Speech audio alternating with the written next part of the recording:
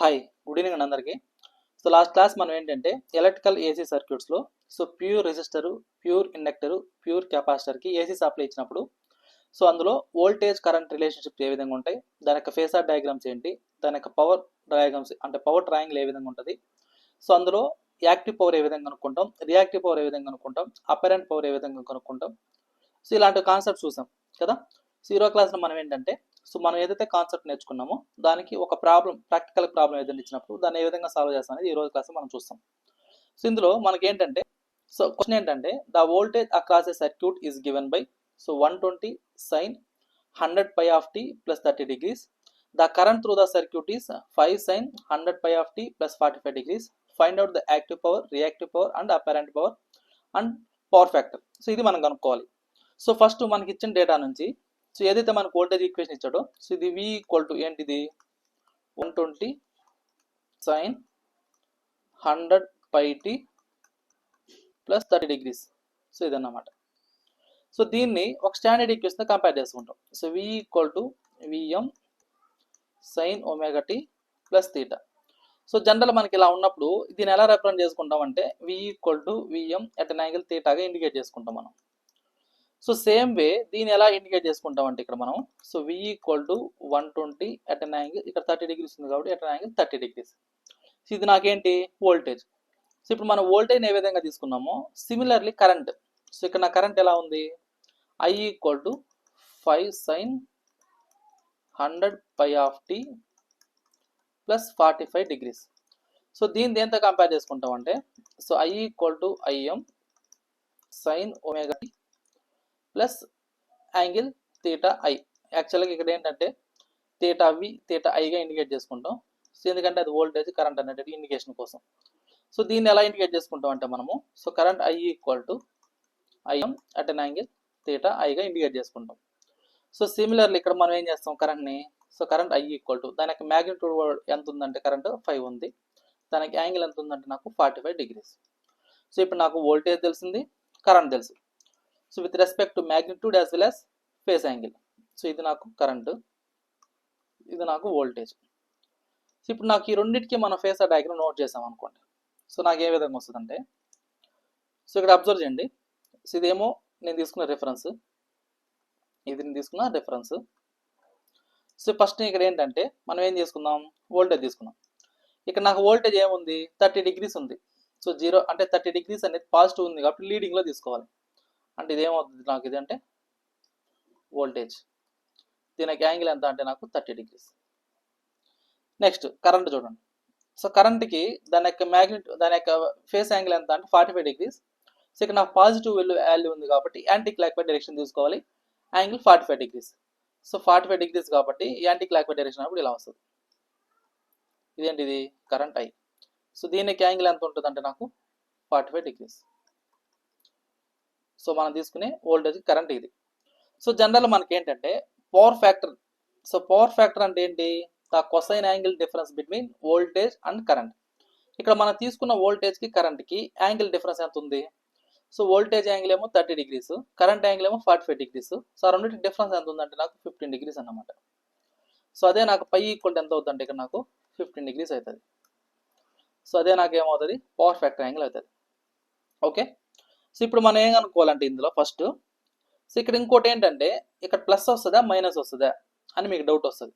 ఇక్కడ యాక్చువల్గా ఈ తీటా అనేది 15 పెట్టాను, కాకపోతే ఇక్కడ నాకేంటంటే ఇక్కడ మనం మైనస్ తీసుకుంటాం. ఎందుకు తీసుకుంటాం క్లారిటీ ఇస్తాను చూడండి.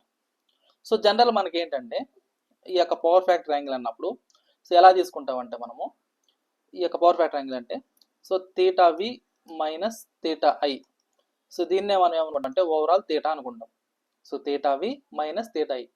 ఇక్కడ తీటా వి అంటే ఏంటంటే వోల్టేజ్ యాంగిల్, తీటా ఐ అంటే ఏంటంటే కరెంట్ దగ్గర ఉన్న యాంగిల్. ఇప్పుడు నాకు తీటా వి అంటే ఎంత వచ్చింది అక్కడ 30 degrees, తీటా ఐ అంటే ఎంత ఉంది నాకు ఇక్కడ 45 degrees. అప్పుడు నాకు టోటల్ చేసినప్పుడు ఎంత వస్తుంది 15 degrees వస్తుంది. మీకు ఆబ్జెక్టివ్ బిట్స్ ఇచ్చేది ఇలాంటివి. ఇప్పుడు మనం ఏదైతే సింపుల్ తీసుకున్నామో ఇలాంటి దాన్ని వాడుతాడు.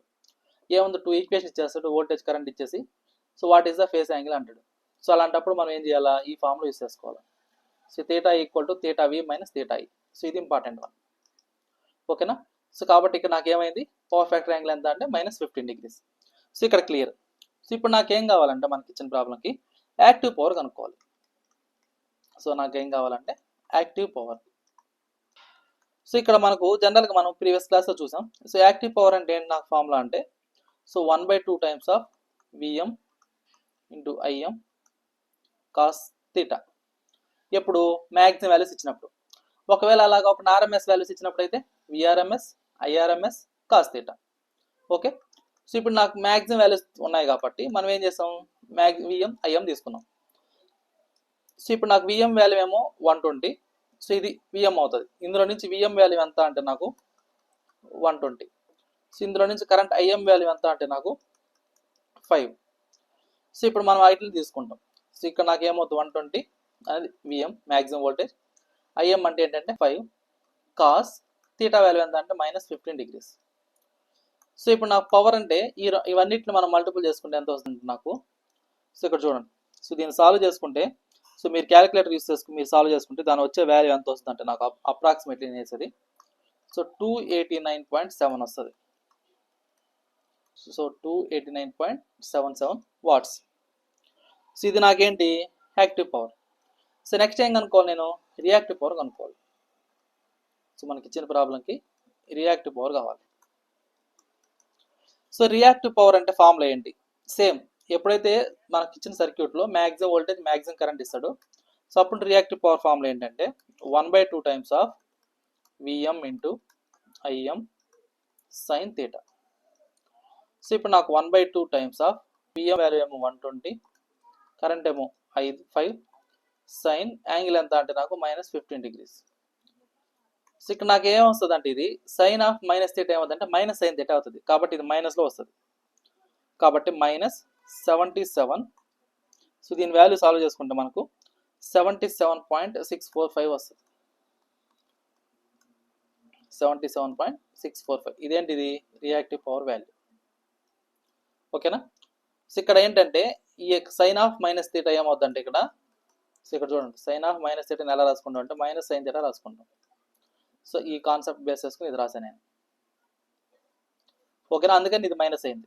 Q equal to -77.645 reactive volt ampere. So next ఏం కావాలి నాకంటే టోటల్ పవర్ కావాలి.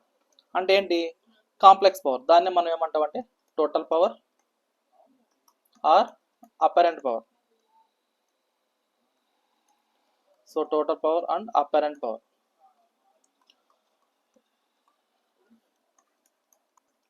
సో ఇప్పుడు నాకు ఇది ఏమవుతుంది అంటే ఇప్పుడు ఏదైతే మనం యాక్టివ్ పవర్ రియాక్టివ్ పవర్ కనుక్కున్నామో సో జనరల్గా నాకేంటి టోటల్ పవర్ అంటే S equal to P + jQ అన్నమాట. సో ఇందులో ఆల్రెడీ మనం యాక్టివ్ పవర్ కనుక్కున్నాం. సో దాని వాల్యూ ఎంత వచ్చింది నాకు ఇక్కడ 289.77. నెక్స్ట్ ఇక్కడ రియాక్టివ్ పవర్ కనుక్కున్నాం, అదేమొచ్చింది మైనస్లో వచ్చింది కాబట్టి -j × 77.645.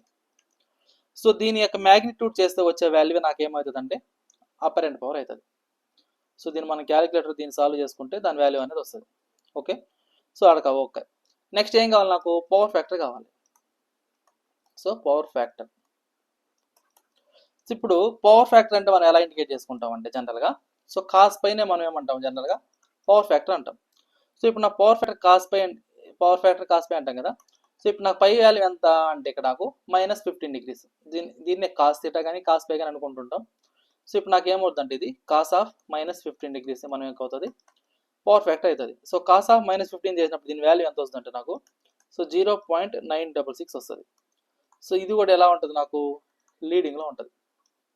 సో దీనికి వచ్చే వాల్యూ ఎంత అంటే నాకు కాస్ ఆఫ్ -15 degrees లీడింగ్లో ఉంటుంది. సో ఇక్కడ ఎందుకు లీడింగ్ తీసుకున్నామంటే ఇక్కడ మీరు అబ్జర్వ్ చేయండి. సో ఇది ఈ యాంగిల్లో ఉంది అంటే యాంటీ క్లాక్ డైరెక్షన్లో ఉంది. సో యాంటీ క్లాక్ డైరెక్షన్లో ఉంది కాబట్టి యాంగిల్ అనేది అక్కడ లీడింగ్ అయింది. ఒకవేళ అలా కాకుండా మనకు అదే ఈ యొక్క రిఫరెన్స్లో ఇలా ఉంది అనుకోండి డౌన్ వార్డ్స్లో, అప్పుడు మనం లాగింగ్ అంటాం. ఓకే. సో మనం తీసుకున్న రెఫరెన్స్ నుంచి యాంటీ క్లాక్ డైరెక్షన్లో యాంగిల్ ఉంది, అది కూడా నెగిటివ్లో ఉంది కాబట్టి ఇక్కడ నాకేమైంది లీడింగ్ అయింది. అలా కాకుండా మనకి రెఫరెన్స్ నుంచి క్లాక్ డైరెక్షన్ ఉంటే ఇక్కడ నాకేమవుద్ది లాగింగ్ అవుతుంది. సో అదే నాకేమవుద్ది మనకి ఇచ్చిన ప్రాబ్లంకి active power reactive power total power factor అవుతుంది. ఓకే. అలా క్లియర్.